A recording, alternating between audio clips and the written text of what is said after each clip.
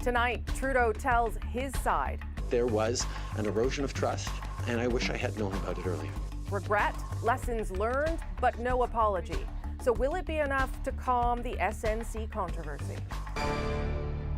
After conflicting testimony, the loss of a top advisor and 2 cabinet ministers, anything the Prime Minister has to say would get attention. But as the SNC-Lavalin affair has spiraled, we've heard just snippets from Justin Trudeau until now. This has been a tough few weeks. Tonight, you'll hear Trudeau's version and the response from voters across the country. We'll also look at the controversial deal still on the table for SNC-Lavalin. A company facing serious criminal charges. And at issue, tracks Trudeau's changing narrative. But first, what the Prime Minister said from David Cochrane. He came to talk about SNC-Lavalin, but not to say he was sorry. In regards to standing up for jobs and defending the integrity of our rule of law, I continue to say that there was no inappropriate pressure.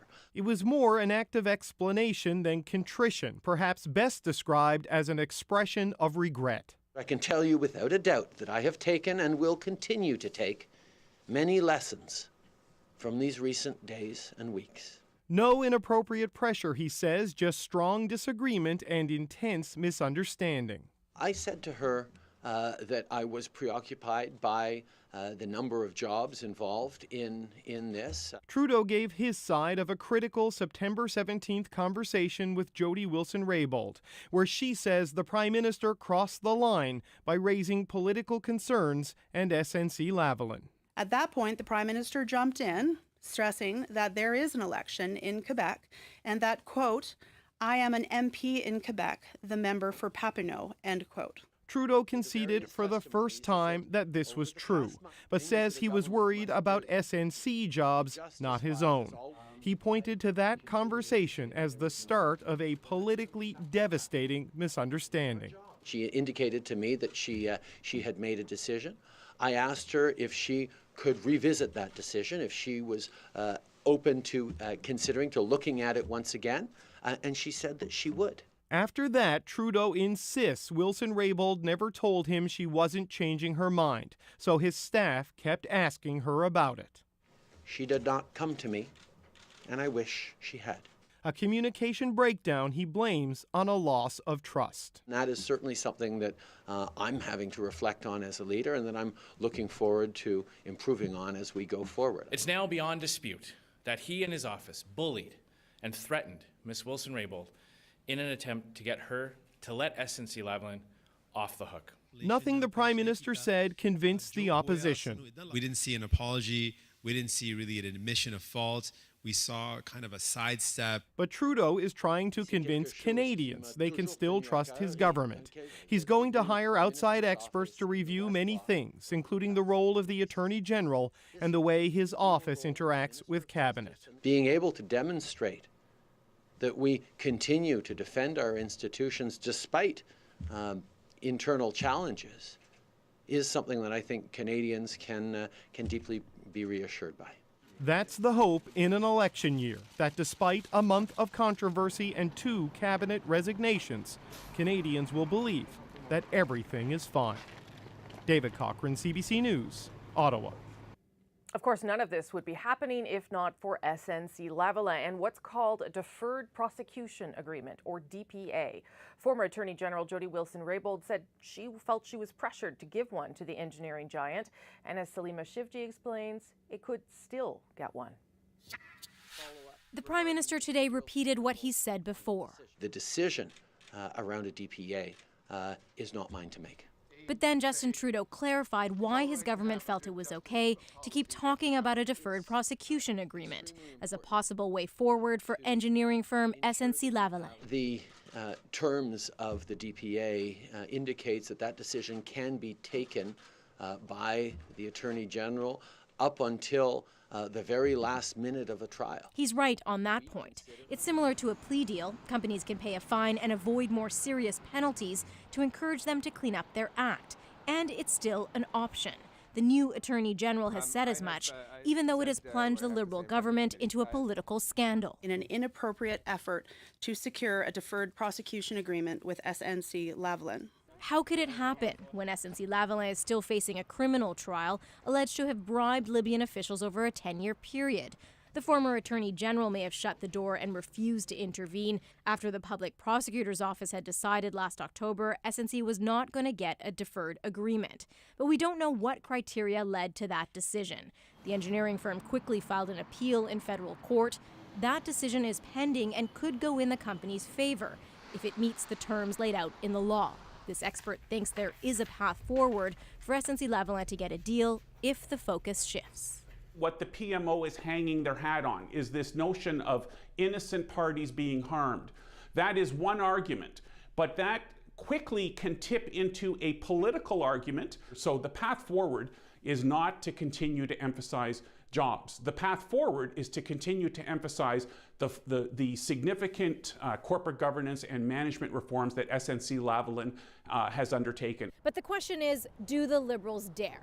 The political risk is high. It could be seen as proof the government wanted the former Attorney General out of the way to clear the way for a DPA. Salima Shivji, CBC News, Ottawa. The allegations in the Globe story this morning are false. Her presence in cabinet should actually speak for itself. I continue to be puzzled and obviously disappointed by her decision to step down from cabinet. We believe in the independence of the judiciary, and we believe in fighting for good jobs, and we will always do that in the right way.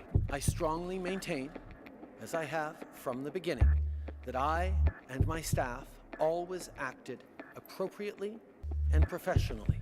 Over the past months, there was an erosion of trust between my office, and specifically my former principal secretary, and the former Minister of Justice and Attorney General.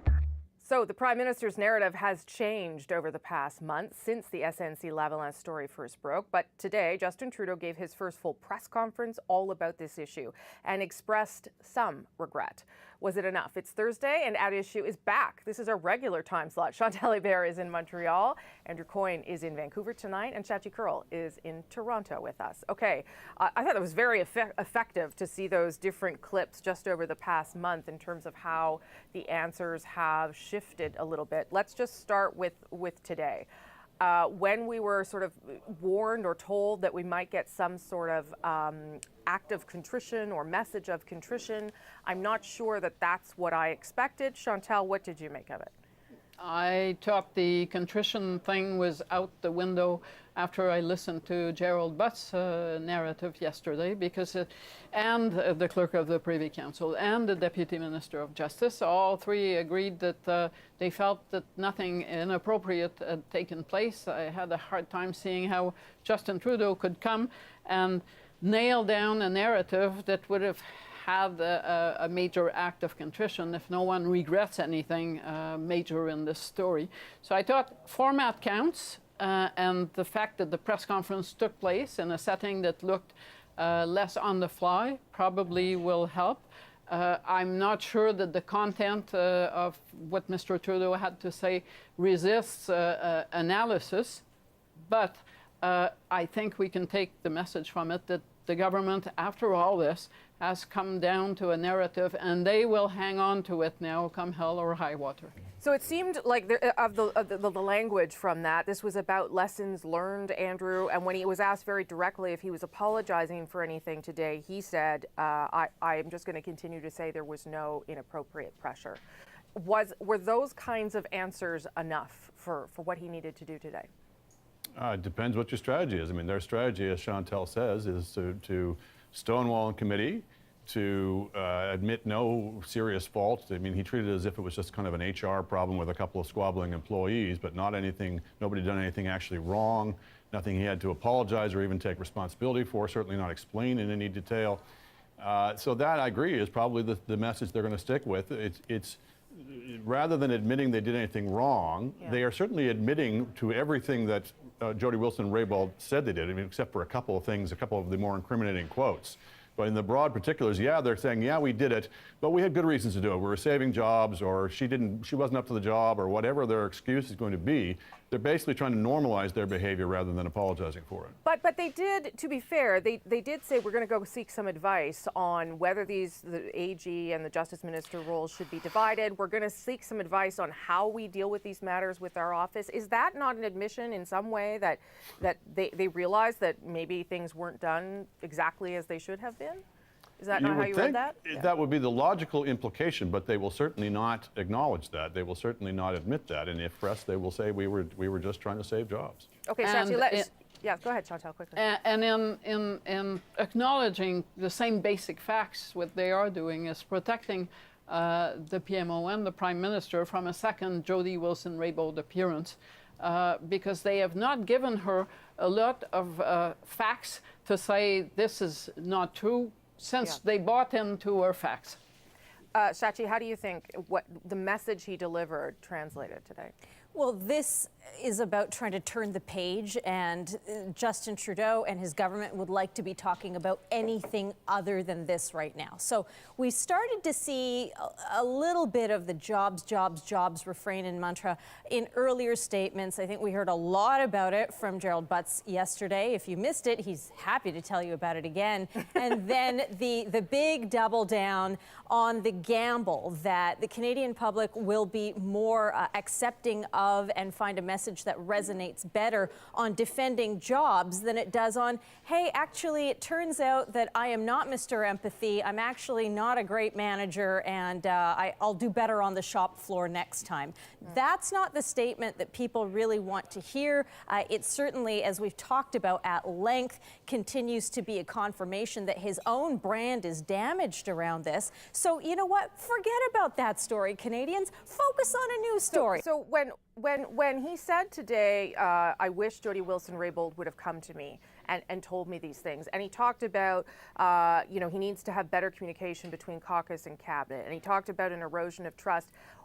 Does that not speak to his leadership, though? I mean, it seemed curious to me that all the onus was being put on everybody else for not coming to him, and maybe he's just not that kind of manager. I don't know, but Andrew, how did you read that? Absolutely, because she did come to him. She came to the clerk. She came to the Minister of Finance. She talked to two of his officials in the Prime Minister's office. She talked to Butts. So this narrative that she never told anybody anything is just absolutely out the window, unless they're going to pretend that she's made all of these quotes up. Maybe they are, but they don't want to say so because, that gets them into dangerous territory as well. So, yeah, there was a pretty broad-scale effort, if you believe Jody Wilson-Raybould's testimony, and they seem to have acknowledged it without admitting any kind of culpability. There was a pretty broad-range effort to try and get her to change her mind or to move her off her position or what have you. That is set at the top. The culture that says, independence of the Attorney General, independence of prosecutorial discretion, these are not really fundamental principles. They're kind of contingent on whether we need to get elected or whether we're worried about jobs or what have you.